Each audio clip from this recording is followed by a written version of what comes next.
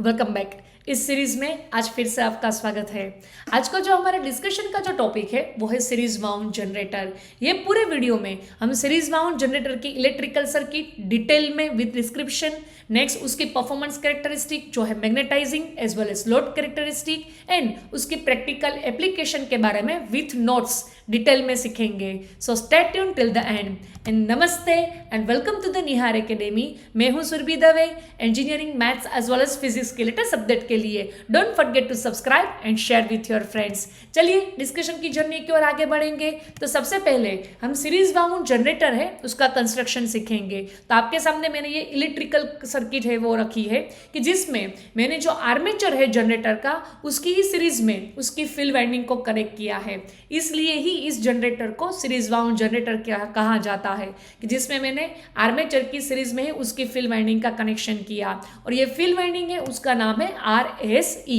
अब मुझे ये ध्यान रखना है कि ये जो फील्ड वाइंडिंग है वो आर्मेचर के साथ सीरीज में आती है तो मुझे उसका रेजिस्टेंस कम रखना पड़ेगा, तो ही हमें terminal voltage up to certain limit हमें लोड के अक्रॉस में मिलेंगे।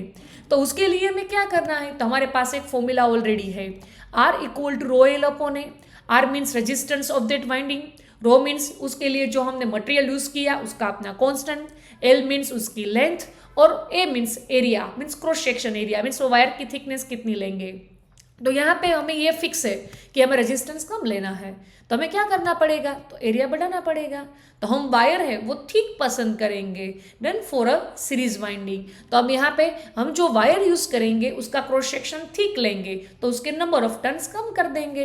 तो ऐसे ही हमारी रिक्वायरमेंट सेटिस्फाइड हो जाएगी। तो ये एक इंटरव्यू के लिए, एग्जाम के लिए भी और कई बार हमें वाइवा में भी पूछा जाता है। तो एक आपको एक बेसिक शार्प और क्लियर होना चाहिए।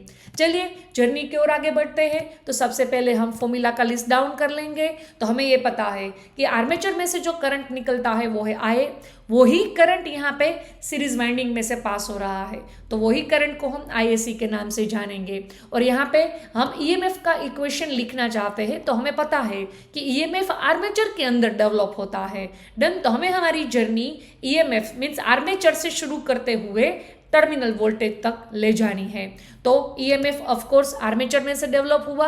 अब हम आर्मेचर में से जैसे जैसे बाहर निकलते जा रहे हैं वैसे ही हमें जितने भी लॉसेस बीच में आते हैं उन सबको माइनस करते जाना है। तो सबसे पहला ड्रॉप तो आर्मेचर का खुद का ही आएगा IARA, तो उसको माइनस करो।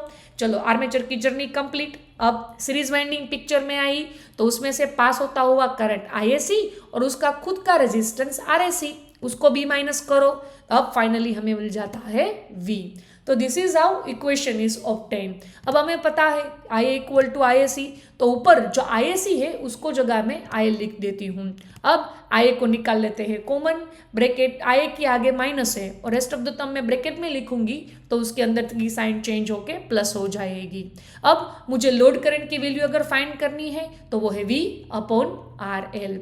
तो ये सारी फॉर्मूला फॉर द न्यूमेरिकल।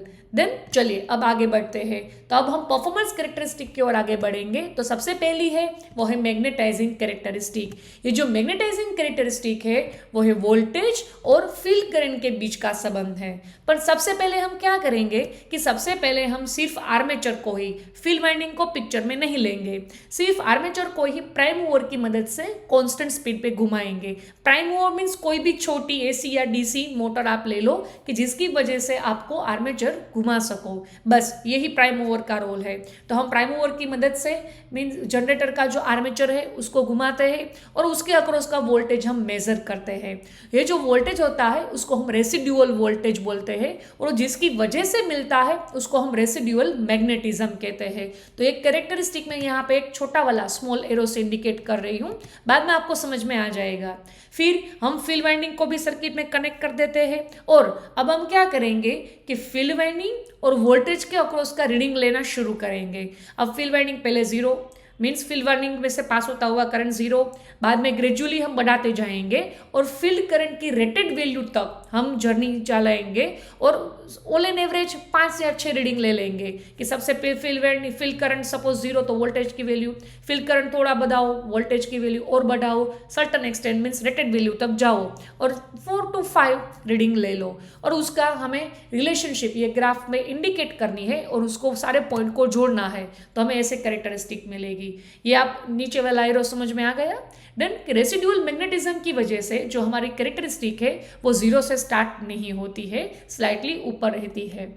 अब हमें क्या करना है कि हम रेटेड वैल्यू तक पहुंच गए फील्ड करंट की, अब हमें उसको घटाते जाना है, घटाते घटाते उसको 0 तक ले आना है, फिर हमें फील्ड करंट और वोल्टेज की रीडिंग लिखती जानी है। सपोज जाने के टाइम आपने 6 रीडिंग लिखे तो आने के टाइम में फिर हम 6 रीडिंग लेंगे और फिर पूरा ग्राफ अगेन दोहराएंगे तो हमें ये मिलेगा।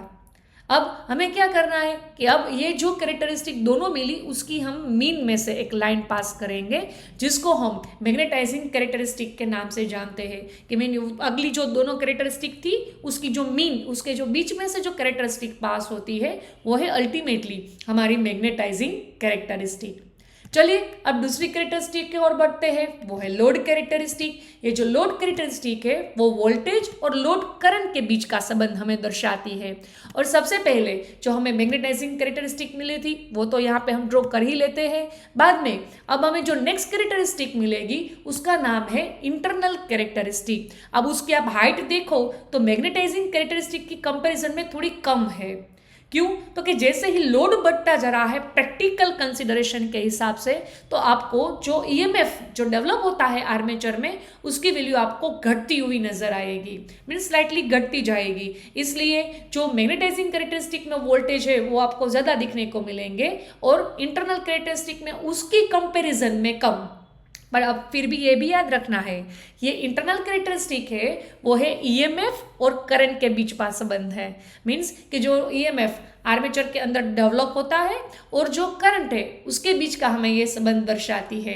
हमें तो क्या करना है, लोड कैरेक्टरिस्टिक ड्रॉ करनी है, वो तो वोल्टेज और लोड करंट के बीच में है, तो उसके लिए हमें क्या करना पड़ेगा, तो उसके लिए मुझे ये जो इंटरनल कैरेक्टरिस्टिक मिली उसमें से मुझे IaRa ड्रॉप, हमें पता है हाल ही में हमने इक्वेशन डिराइव किया कि ईएमएफ में से IaRa ड्रॉप माइनस कर दो तो आपको क्या मिलेगा, terminal voltage, means external characteristic हमें मिल गई।